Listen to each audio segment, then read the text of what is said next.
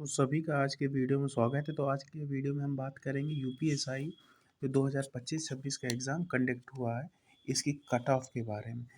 तो मेरे हिसाब से जो फाइनल कट ऑफ जाएगी 115 से लेके 117 क्वेश्चन ही जाएगी। जी हाँ, बिल्कुल ये फाइनल कट ऑफ जाएगी आपकी फिजिकल के लिए 115 से लेके 117 क्वेश्चन। ये जो आज बात कर रहे हैं ना कि 135 क्वेश्चन, 140 क्वेश्चन, 142 क्वेश्चन, अरे मेरे भाई इतनी कट ऑफ चली जाएगी ना, कभी नहीं। आप कोई भी एग्ज़ाम उठा के देख लीजिए, सारे एग्ज़ामों का जो 70 से लेके 75% के बीच में ही जो आपकी कट ऑफ जाती है, वो जाती है फाइनल कट ऑफ। चाहे कोई भी एग्ज़ाम देख लीजिए, मैं कहूँगा 400 का आप अगर 75% निकालेंगे ना तो 300 नंबर निकलता है। अब आप जोड़ लीजिए मेरे हिसाब से मैं कहाँ गलत बोल रहा हूँ, कहाँ गलत। नॉर्मलाइजेशन और सारी चीज़ें मिलने के बाद ना सिर्फ आपकी कट ऑफ 115 से लेके 117 क्वेश्चन जाए तो बताइएगा। ये जो यूट्यूबर्स आके बातें कर देते ना। और रही बात पेपर आसान की, एग्ज़ाम हॉल और रूम हॉल में बहुत फ़र्क होता है। आप घर के रूम में करते हैं ना तो आपको 20 से 25 मिनट आप चाहे ओमार भरने का समय बचाते हैं। आप पेपर यहाँ पे क्या है, आपने पेपर लिया टिक मारा, पेपर लिया टिक मारा, पेपर लिया उसी पेपर में टिक मार दिया, आपने सॉल्व करके आंसर बोल दिया, अरे मेरा तो 2 घंटे में हो जा रहा है, पूरा 2 घंटे समय मिल गया और मेरे इतने नंबर आ जा रहे।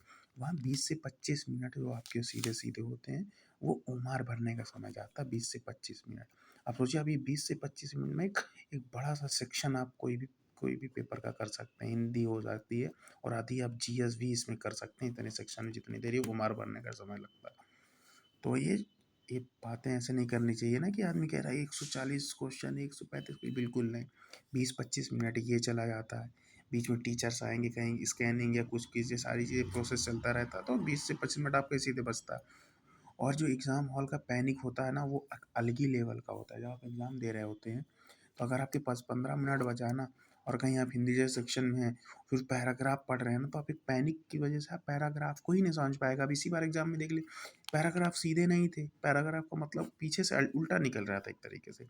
अब हमारे दिमाग में क्या चलता होता है कि क्वेश्चन की लाइन और पैराग्राफ की लाइन मिला के हमने आंसर कर दिया, लेकिन जो कि हिंदी में ऐसा नहीं था। तो इतना आसान नहीं था भाई एग्ज़ाम हॉल में बैठना, क्योंकि हमारे सवाल दिमाग में चल रहा होता, अरे नहीं हुआ तो क्या करेंगे, अरे सही गलत हो गया, क्या घर में जवाब देंगे, नहीं कर पाए, पेपर छूट ना जाए, ये सारी चीज़ें चलती रहती माइंड में। यही सब चीज़ें, और ये क्या होता है यहाँ पे यूट्यूब में आके करा के एनालिसिस करा के, तो आपको तो क्या है, आपने वही क्वेश्चन सॉल्व किया, वहीं टिक मार दिया। 4-4 टीचर लाएँगे अलग-अलग सब्जेक्ट के लिए सॉल्व कराने के लिए। यहाँ एक बच्चा अकेले इतने क्वेश्चन सॉल्व कर रहा है, तैयारी कर रहा है, तो ऐसा नहीं है। 115 से लेके 117 क्वेश्चन ही आपकी ये कट ऑफ जाएगी।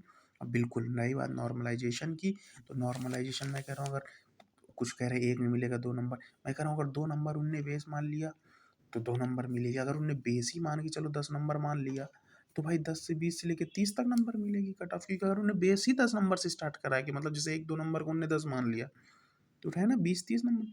हिसाब से बिल्कुल बेफ़िक्र रहिए, पैनिक ना होइए। 115 से 117 क्वेश्चन है, तो आप फिजिकल की आराम से तैयारी करिए। Thank you.